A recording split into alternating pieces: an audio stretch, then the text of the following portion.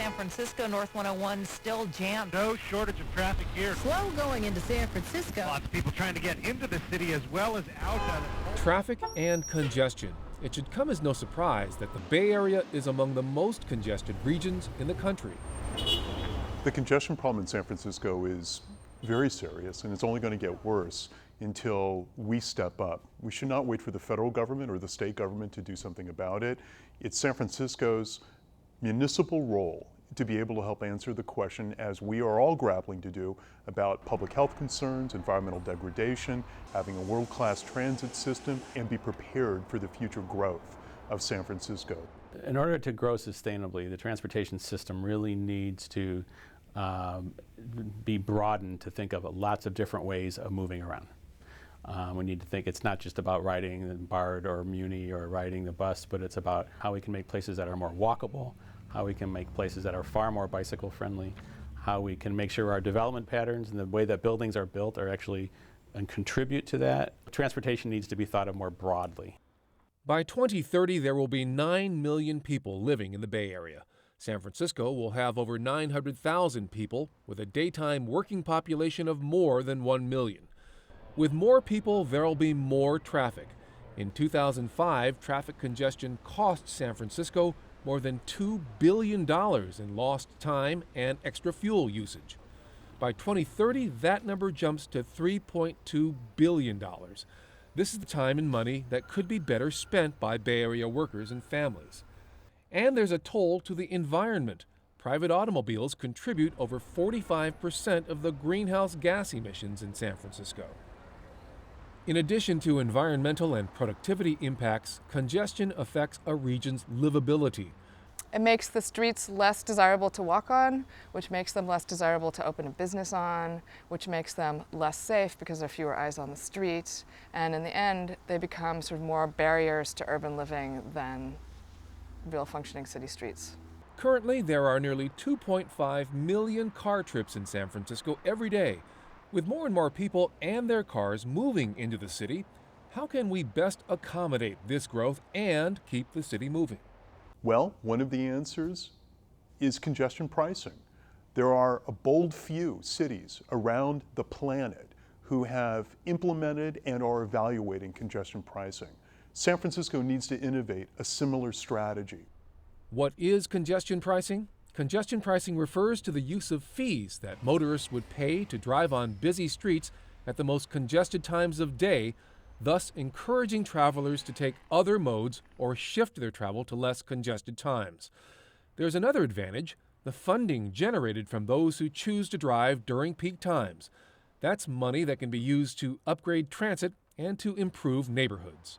San Francisco would be the first city in the nation to demonstrate, as London and Stockholm already have, that if you use pricing in a smart way, you can improve traffic, improve the quality of life, and reduce environmental impacts like greenhouse gases and criteria pollutants that cause health problems right on site.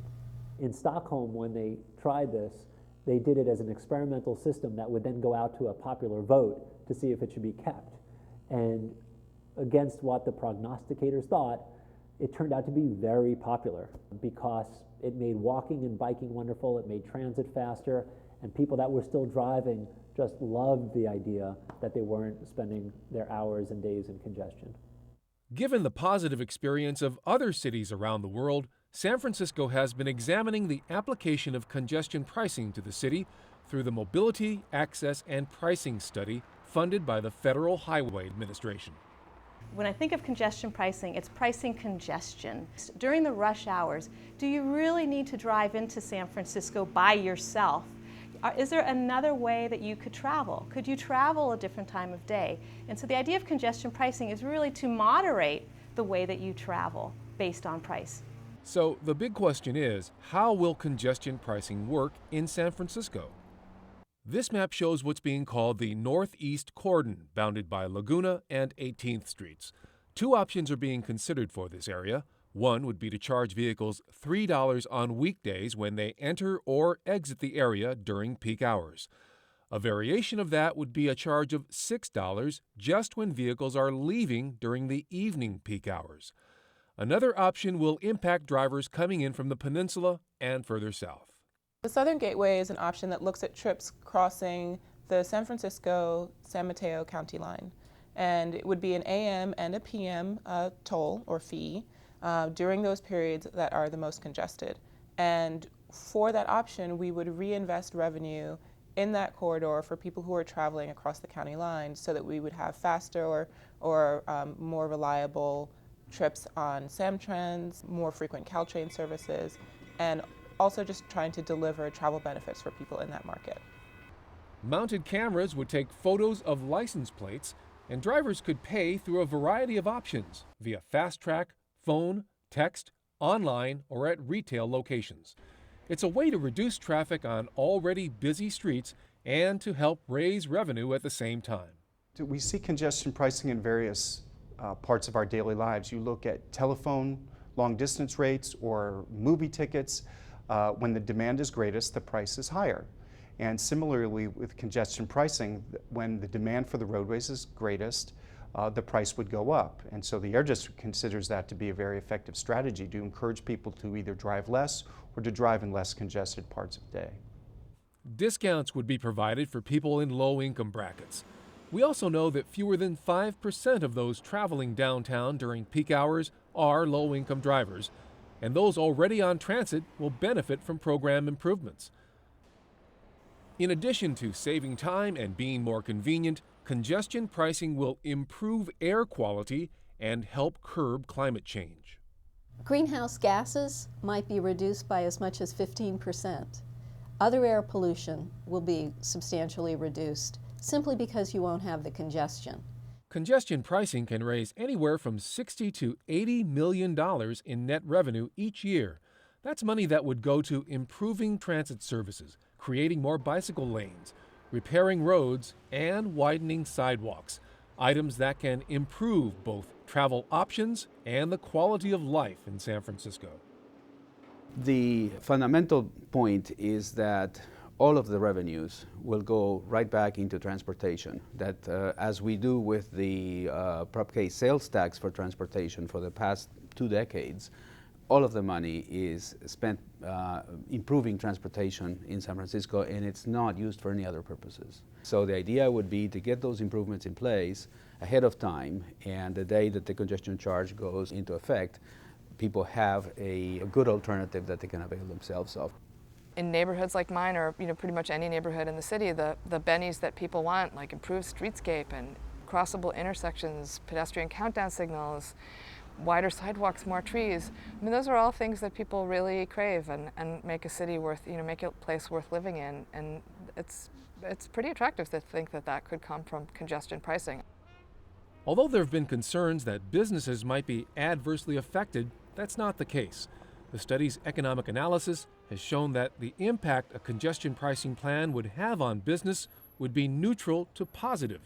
The reason? More transit accessibility and foot traffic leads to more retail activity, as has been shown in other cities that have congestion pricing in place.